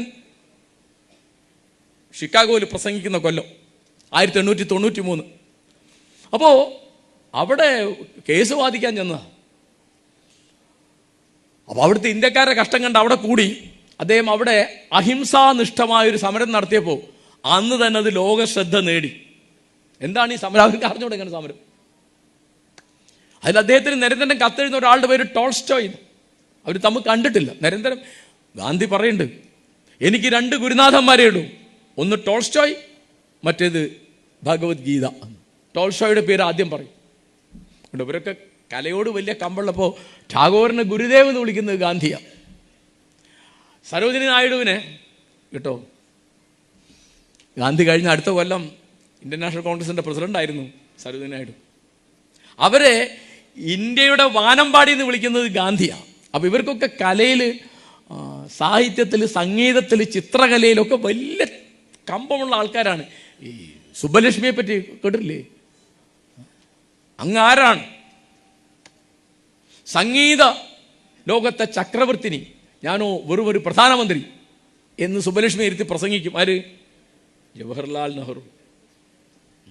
അപ്പം നെഹ്റുവിന് കിട്ടുന്ന ആദരവ്, ഇപ്പം മോദിക്ക് എന്താ അങ്ങനെ ആദരവ് കിട്ടുന്നത്? അല്ല, കിട്ടുന്നുണ്ടല്ലോ. അത് എനിക്ക് മനസ്സിലായത് ഞാൻ പറഞ്ഞു. 144 കോടി ജനങ്ങളുള്ളൊരു മഹാരാജ്യമാണ് ഇന്ത്യ. ഇതിൻ്റെ മാനേജറായി മോദി. അപ്പോൾ എല്ലാ കോൺട്രാക്റ്റും കച്ചവടവും ബിസിനസ്സും ഒക്കെ അടക്കാൻ ഇയാളെ ബഹുമാനിച്ചേ പറ്റുള്ളൂ. ഉണ്ടോ? വളരെ ലളിതമാണത്, വളരെ ലളിതമാണ്. എന്താ കാരണം? നിങ്ങൾക്ക് ഫ്രാൻസിൽ നിന്ന് ഇങ്ങോട്ട് കയറ്റി അയക്കണ്ടേ ഭക്ഷണ പദാർത്ഥങ്ങൾ, നിങ്ങളുടെ റേഡിയോ, നിങ്ങളുടെ മൊബൈൽ ഫോൺ, ഇതിൻ്റെ എല്ലാം കോൺട്രാക്റ്റ്. ഇതാണെങ്കിൽ നെഹ്റു ആണെങ്കിൽ എല്ലാം ദേശസാൽക്കരിക്കുന്ന ഒരാളാണ്. നെഹ്റുവിൻ്റെ നയത്തിൽ ഏറ്റവും പ്രധാനപ്പെട്ട ഒന്ന് എന്നോട് ചോദിച്ചാൽ ഞാൻ പറയും ദേശസാൽക്കരിക്കും. വിമാന സർവീസ് ദേശസാൽക്കരിക്കും. ടാറ്റയുടെ കംപ്ലീറ്റ് സുഹൃത്താണ്, കംപ്ലീറ്റ് ദേശസാൽക്കരിക്കും. അപ്പോൾ ഇപ്പോഴാണ് എല്ലാം വിൽക്കുക. പൊതുമേഖലാ സ്ഥാപനങ്ങൾ മുഴുവൻ വിറ്റ് തൊലയ്ക്കുന്ന പണിയാണ് BJPക്ക്. അപ്പോൾ ഈ തരത്തിലുള്ള ഒരു സാമ്പത്തിക നയം ഒരിക്കലും നെഹ്റു അനുവദിക്കുകയില്ല. മൻമോഹൻ സിംഗിൻ്റെ കാലത്ത് ആരംഭിക്കുന്ന ഈ ഉദാരതയുണ്ടല്ലോ, ആഗോളവൽക്കരണത്തിന്, ഗാന്ധിക്ക് സമ്മതാവില്ല. അത് പിന്നെ പറയേണ്ട ആവശ്യമില്ല. കാരണം ഗാന്ധി പറഞ്ഞ പലതിനും മറികടന്നാണ് നെഹ്റു പലതും ചെയ്തത്. കാരണം ഗാന്ധിക്ക് കർഷകനായിരുന്നു പ്രധാനം. നെഹ്റു പറയുന്നുണ്ട് അദ്ദേഹത്തിൻ്റെ ആത്മകഥയിൽ, ഗാന്ധിയുടെ കാഴ്ചപ്പാടിനൊരു കർഷകൻ്റെ കാഴ്ചപ്പാടാണ്. അപ്പോൾ എല്ലാ കാര്യങ്ങളും ഒരു കർഷകൻ കാണും പോലെയാണ് ഗാന്ധി കാണുന്നത്. അപ്പോൾ ദേശസാൽക്കരിക്കും. പിന്നെ ശാക്തിക ചേരികളോട് ചേരാതെ നിൽക്കുക, ചേരാതെ നയം, എല്ലാ പൊരുതുന്ന സമൂഹത്തിൻ്റെയും കൂടെ നിൽക്കുക. അപ്പോൾ പാകിസ്ഥാൻ ആദ്യം തൊലയുന്നത് എങ്ങനെയാണ്? അമേരിക്കൻ ചേരിയിൽ പോയി. അമേരിക്കൻ ചേരിയിലെ ഒരു പ്രധാനപ്പെട്ട കണ്ണിയായിരുന്നു പാകിസ്ഥാൻ. ഇപ്പം നമ്മൾ അമേരിക്കൻ ചേരിയിലുള്ള ആൾക്കാരാണ്. അതാണല്ലോ ഇസ്രായേലിനെയാണ് നമ്മൾ പിന്തുണയ്ക്കുന്നത് ഇപ്പോൾ ഇന്ത്യ. എവിടെ എത്തിയെന്ന് ആലോചിച്ചു. അപ്പോൾ മർദ്ദിതൻ്റെ കൂടെ, ചൂഷിതൻ്റെ കൂടെ, അവഗണിക്കപ്പെട്ടവൻ്റെ കൂടെ, ആക്രമിക്കപ്പെട്ടവൻ്റെ കൂടെ നിൽക്കുക എന്നുള്ളതാണ് രാഷ്ട്രീയം. അത് നെഹ്റുവിന്, കോൺഗ്രസ്, ഇന്ത്യ അങ്ങനെയല്ല. അതൊരു സാർവദേശീയമായ കാഴ്ചപ്പാടാണ്. അപ്പോൾ ആഫ്രിക്കയിലാണെങ്കിലും ഏഷ്യയുടെ മറ്റു ഭാഗങ്ങളിലാണെങ്കിലും യൂറോപ്പിലാണെങ്കിലും അമേരിക്കയിലാണെങ്കിലും ഒക്കെ. ഇപ്പോൾ ഞാനൊരു ചെറിയ ഉദാഹരണം പറഞ്ഞുതരാം. ഗാന്ധിയുടെ ഭാര്യ കമലാ നെഹ്റു, അവർ ചെറുപ്പത്തിൽ മരിച്ചുപോയി കേട്ടോ. അവരെ ചികിത്സയ്ക്ക് വേണ്ടിയിട്ട് അവർക്ക് ക്ഷയം ഉണ്ടായിരുന്നു. പിന്നെ പൊതുവെ ആരോഗ്യം കുറഞ്ഞ ഒരാളായിരുന്നു കമലാ നെഹ്റു. ആത്മകഥ സമർപ്പിച്ചത് കമലയ്ക്കാണ്. To Kamala who is no more. CH കുഞ്ഞപ്പോൾ പരിഭാഷപ്പെടുത്തിയിട്ടുണ്ട്, കഥാവശേഷയായ കമലയ്ക്ക്. അപ്പോൾ അവിടെ ചെന്നപ്പോൾ അന്ന് അവിടെ ആരാ ഭരിക്കുന്നത്? മുസോളിനിയാണ്. ഇദ്ദേഹം എയർപോർട്ടിലുണ്ട്, എയർപോർട്ടിൽ ഇറങ്ങി എന്നറിഞ്ഞു, അവിടെയാണ് ചികിത്സ. അപ്പോൾ മുസോളിനി നെഹ്റുവിനെ കാണുന്നത് താല്പര്യപ്പെട്ടു. അന്ന് നെഹ്റു കൊടുത്തൊരു കോൺഗ്രസ് നേതാവ് മാത്രം, അവിടെ സ്വാതന്ത്ര്യം കിട്ടിയില്ല. അപ്പം നെഹ്റു പറഞ്ഞു, എനിക്കൊരു ഫാസിസ്റ്റിനെയും കാണണ്ട. അന്നയാൾ അവിടെ 22 അധികാരത്തിൽ വന്നു മുസോളിനി. 45 ജനങ്ങൾ തല്ലിക്കൊന്നാണ് അയാളെ.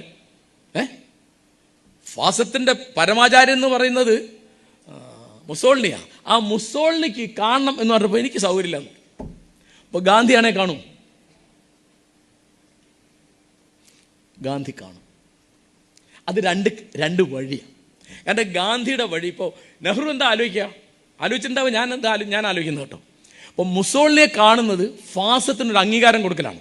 അത് കാണുന്ന മറ്റാളുകൾ അത് ഇയാളെ ഞാൻ അംഗീകരിച്ചു, ബഹുമാനിച്ചു എന്ന് വരും. അത് വരുന്നത് ലോകത്തെങ്ങുമുള്ള പൊരുതുന്ന സമൂഹത്തിന്, പ്രത്യേകിച്ച് അന്നൊക്കെ കോളനിവൽക്കരണത്തിനെതിരായിട്ടുള്ള പോരാട്ടം പല ഭാഗത്തും നടക്കുകയാണ്.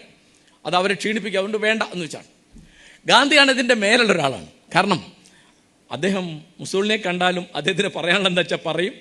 മുസോളിനിയുടെ മനസ്സ് മാറുമെന്നാണ് ഗാന്ധി വിചാരിക്കുക. കാരണം ഹിറ്റ്ലർക്ക് കത്തയക്കുന്നുണ്ട് ഗാന്ധി 33. കത്ത് തുടങ്ങുന്നത് മൈ ഡിയർ ഫ്രണ്ട് എന്ന് പറഞ്ഞിട്ടാണ്. അപ്പോൾ അതിൻ്റെ അടിയിൽ എഴുതി, കത്തെഴുതി കഴിഞ്ഞിട്ട്, ഞാൻ മൈ ഡിയർ ഫ്രണ്ട് എന്ന് വിളിച്ചത് വെറുതെ പറഞ്ഞതല്ല, അത് എനിക്ക് ശത്രുക്കളില്ലാത്തതുകൊണ്ട് അങ്ങനെ എഴുതിയാണ്. ആ കത്ത് ബ്രിട്ടീഷുകാർ അവിടെ എത്തിച്ചില്ല എന്നൊരു കഥയുണ്ട് കേട്ടോ. ഹിറ്റ്ലർ അത് വായിച്ചിട്ടില്ല എന്നാണ് ഞാൻ വേറെ പുസ്തകത്തിൽ വായിച്ചത്. അപ്പം വൈക്കം ചന്ദ്രശേഖരനാർക്ക് ബഷീർ ഒരു കത്തെഴുതി, ബഹുമാനപ്പെട്ട ശ്രീ വൈക്കം ചന്ദ്രശേഖരൻ നായർ എന്ന് കത്തൊക്കെ എഴുതി ഒപ്പിട്ട് തന്നെ അടിയിൽ എഴുതി, ബഹുമാനപ്പെട്ട എന്ന് വെറുതെ എഴുതിയതാണ്.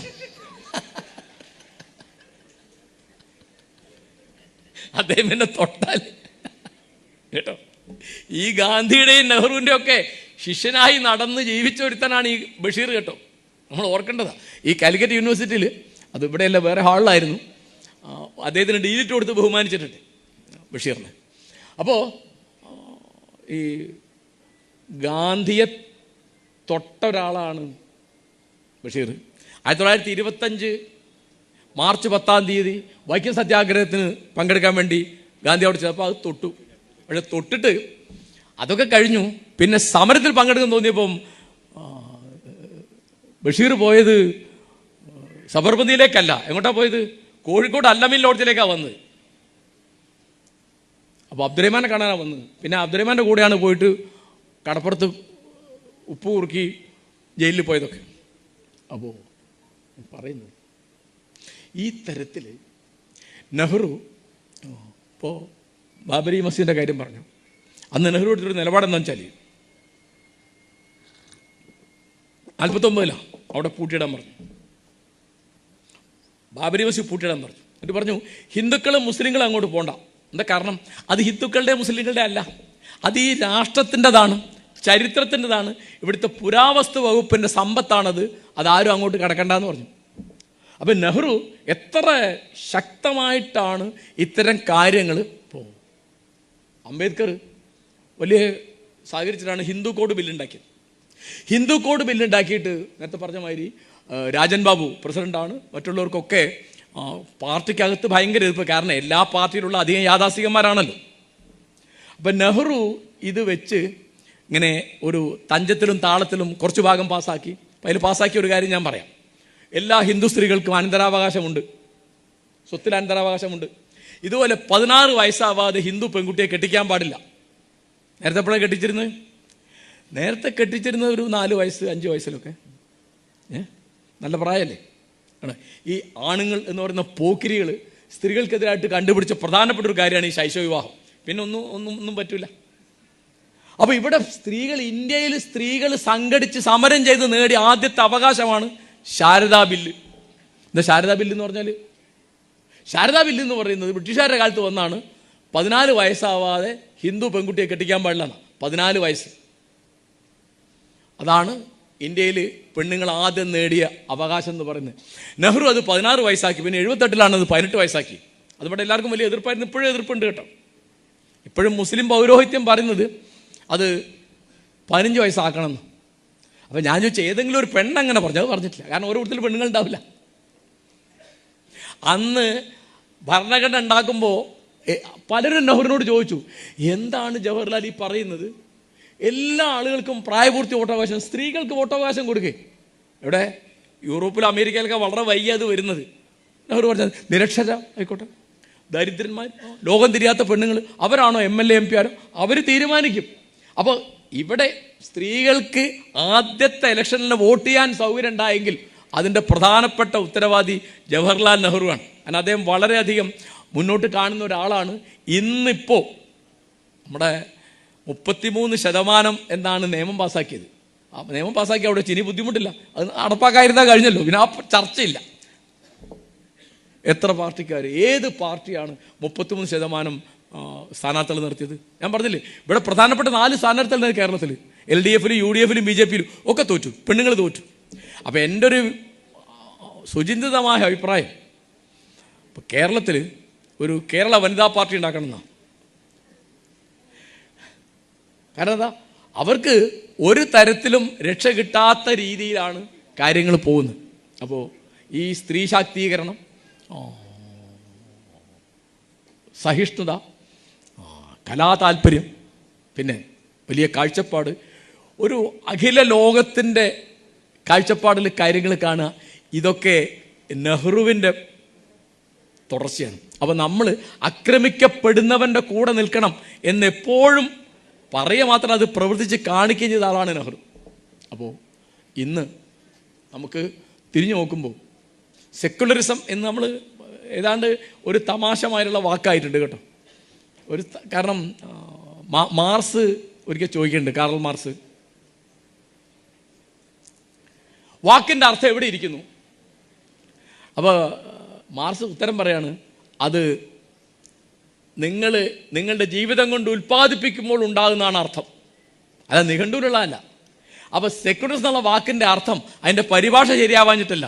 അത് മതേതരത്വം എന്നാണോ മതനിരപേക്ഷമാണോ എന്നുള്ള അല്ല പ്രശ്നം. അത് നമ്മുടെ രാഷ്ട്രീയ ജീവിതം നമ്മൾ ഉൽപ്പാദിപ്പിച്ചില്ല. 17 കൊല്ലം നെഹ്റു വളരെ കഷ്ടപ്പെട്ടു. ആ അർത്ഥത്തിലുള്ള തുടർച്ച പിന്നെ അതിനുണ്ടായില്ല എന്നുള്ളതുകൊണ്ടാണ് സെക്കുലറിസം എന്നുള്ള വാക്കിൻ്റെ അർത്ഥം നമുക്ക് മനസ്സിലാവാതെ പോയത്. അതുകൊണ്ട് ഇനിയെങ്കിലും നമ്മൾ സ്ഥാനാർത്ഥികളെ നിർത്തുമ്പോൾ, നിയമത്തെപ്പറ്റി അഭിപ്രായം പറയുമ്പോൾ, ആചാര ലംഘനത്തെപ്പറ്റി സംസാരിക്കുമ്പോൾ, മതത്തിലെ ഉൾപ്പിരിവുകൾ പരസ്പരം തർക്കിക്കുമ്പോൾ ഒക്കെ ഈ തരത്തിലുള്ള സഹിഷ്ണുതയും ബഹുസ്വരതയും ജനാധിപത്യ മര്യാദയും പാലിച്ച ഒരു മഹാനായ നേതാവിൻ്റെ പിന്തുടർച്ചക്കാരാണ് എന്നൊരു ഓർമ്മയോടുകൂടി എല്ലാ പാർട്ടിക്കാരും, പാർട്ടിയൊന്നുമില്ലാത്ത ഞങ്ങളെപ്പോലുള്ളവരും പെരുമാറണം എന്നാണ് എനിക്ക് ഈ സമയത്ത് പറയാനുള്ളത്. ഈ പരിപാടിക്ക് എന്നെ ക്ഷണിച്ചതിന് നന്ദി. ഈ മുഹമ്മദ് അബ്ദുറഹിമാൻ്റെ പേരുള്ള ചേർന്ന് ഞാൻ എല്ലാവിധ വിജയവും ആശംസിക്കുന്നു. ഇന്ന് കേരളത്തിൽ ഏറ്റവും ആവശ്യമുള്ള ഒരു പേര് മുഹമ്മദ് അബ്ദുറഹിമാനാണ്.